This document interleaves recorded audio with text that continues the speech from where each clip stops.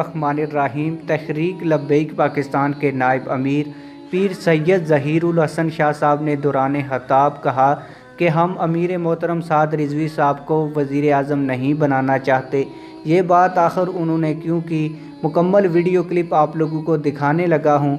लेकिन इससे पहले मेरी पिछली कुछ वीडियोज़ के ऊपर लोगों ने कहा आप हमें पूरी वीडियो क्यों नहीं दिखा देते, बीच में खुद आप क्यों गुफ्तगू करना शुरू कर देते हैं। तो आप लोगों को बताता चलूँ कि मेरा खुद गुफ्तगू करने का कोई मकसद नहीं होता, सिर्फ यूट्यूब रूल्स की वजह से मुझे बीच में खुद गुफ्तगू करना पड़ती है।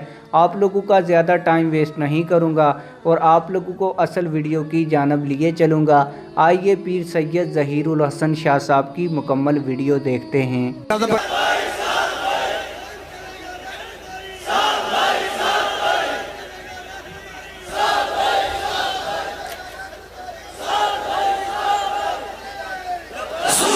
लब्बैक लब्बैक लब्बैक